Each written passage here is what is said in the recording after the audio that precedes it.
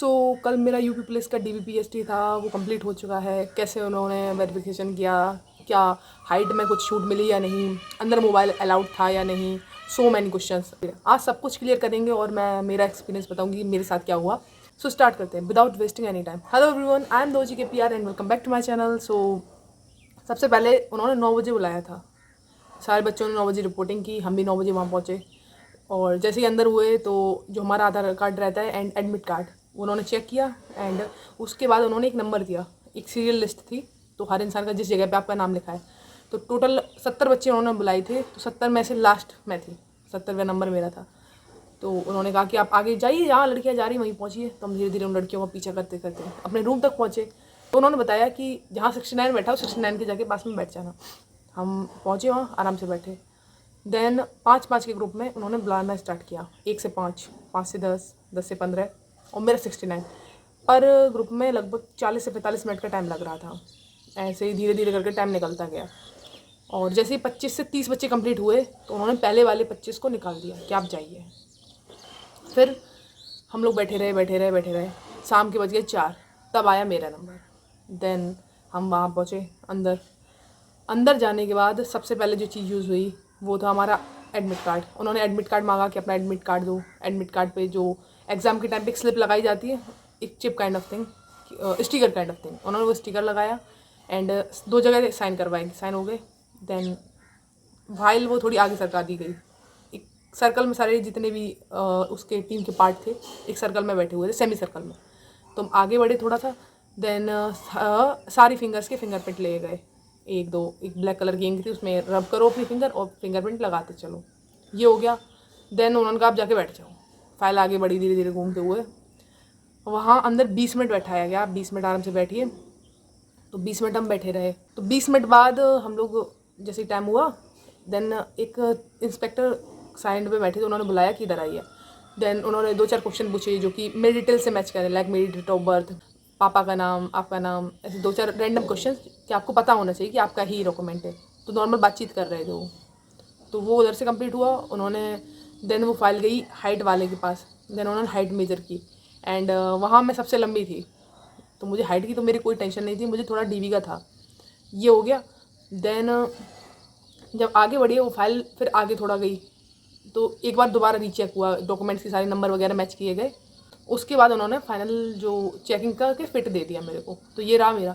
अब बात करते हैं जो कॉमन क्वेश्चन है सारे, कि मोबाइल वहाँ अलाउड था। तो मोबाइल का क्या सीन था कि जहाँ 2 टाइप के, एक तो waiting room kind of thing था जहाँ पे सारी लड़कियों को बैठा रखा था, और एक था जहाँ प्रॉपर अंदर सीन चल रहा था कि आपका जहाँ चेक किया जाएगा हाइट डॉक्यूमेंट्स। तो वेटिंग रूम में मोबाइल अलाउड था, बट जो चेकिंग रूम है वहाँ मोबाइल अलाउड नहीं था। चेकिंग रूम में आप अराउंड 40 से 45 मिनट रुकते हो, और वेटिंग रूम में आपका पूरा दिन निकल जाता है, वहीं बैठना रहता है। तो वहाँ मोबाइल अलाउड है। उसके बाद भाई कुछ खाने को ले जाना, भूख से मैक्सिमम लोगों की कंडीशन ख़राब थी, कोई कुछ लेके ही नहीं गया था। मैं तो लेके गई थी भाई, मैं होशियार थी ना। तो मैं खाना मतलब अपना कुछ ना कुछ लेके जाना जिससे आपको भूख ना लगे ना।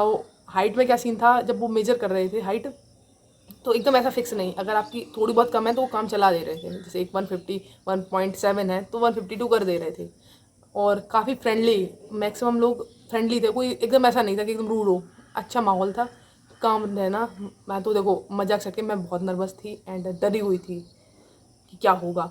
और यहाँ पे वो डोमिसाइल वाला, कोई किसी ने कोई रेट ना पूछी डोमिसाइल की, टेंशन फ्री होकर जाना, कोई डोमिसाइल से दिक्कत नहीं आएगी। आपके पास बस होना चाहिए डेट, जैसे उन्होंने बताया कि जो एग्ज़ाम फॉर्म डेट है उससे पहले का होना चाहिए, कोई दिक्कत नहीं है, वो चल जाएगा कितना भी पुराना हो। उसके बाद जो मेन प्रॉब्लम हो रही थी, लड़कियों को हाइट में निकाला गया। अब मैं बताऊँ, मेरे यहाँ पे गई थी 70 लड़कियाँ, उसमें से 4 अपसेंट थी, तो 5 लड़कियाँ हाइट में निकाली गई हैं। तो ये कंडीशन थी फिजिकल की। तो यहाँ पे आई थिंक मेरे सेंटर पे 10% से ज़्यादा ही का हो गया जो आउट का रेशियो। बट मुझे ओवरऑल लग रहा है कि 5 से 6% का रहा हुआ, क्योंकि काफ़ी सारे सेंटर्स पे 2 से 3% भी निकाली गई हैं। उसके बाद जो डॉक्यूमेंट की है कंडीशन, स्पेशली EWS वालों के लिए, हम लोगों ने जो लगाया था ना, फर्स्ट पेज का लगाया था सिर्फ EWS। तो जो उसके पीछे वाला पेज रहता है घोषणा पत्र, उसकी आप फोटो कॉपी निकलवा लेना, जो कि नोटिफिकेशन में मिलेगी। नोटिफिकेशन के लास्ट पेज पे जाओगे ना, तो पेज नंबर 35 नहीं 34, पेज नंबर 34 आपको प्रिंट करा लेना है। वो आपको वहाँ उसकी नीड पड़ेगी, क्योंकि हम लोगों को दे दिया तो अपने घर से तैयारी करके ले जाओ ना, कोई प्रॉब्लम नहीं होनी चाहिए इसलिए।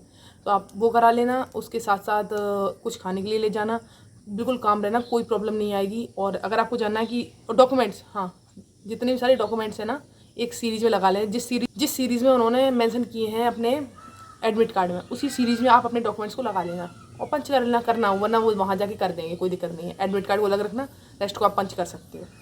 आराम से जाना, कोई दिक्कत नहीं होगी। और कोई भी डाउट्स हो आपके तो आप वो बता सकते हो, सारे डाउट्स मैं क्लियर कर दूँगी क्योंकि अब मेरे पास एक्सपीरियंस है। लास्ट टाइम मैंने एक वीडियो में बोला क्या था कि एक इंसान बोल रहा था कि इतना ज्ञान देती है, सो मैनी थिंग्स। भाई तब मेरे पास एक्सपीरियंस नहीं था, नाउ आई हैव, तो मैं शेयर कर सकती हूँ उसको। अगर आपको कोई भी डाउट हो कोई डॉक्यूमेंट से रिलेटेड तो आप पूछ सकते हो और बताना कि आपकी कब है डीवी, और अगर आपकी हो चुकी है तो आपका एक्सपीरियंस कैसा रहा। मुझे तो बहुत मज़ा आया, बहुत बेहतरीन लोग मिले, अच्छे फ्रेंड्स मिले। और जो टाइम रेस्टिंग टाइम रहता है वहाँ आप काफ़ी बेहतरीन लोगों से मिलते हो, तो उनसे अच्छी फ्रेंडशिप करो, उनसे सीखो और इन्जॉय करो। तब तक के लिए जय हिंद, जय भारत।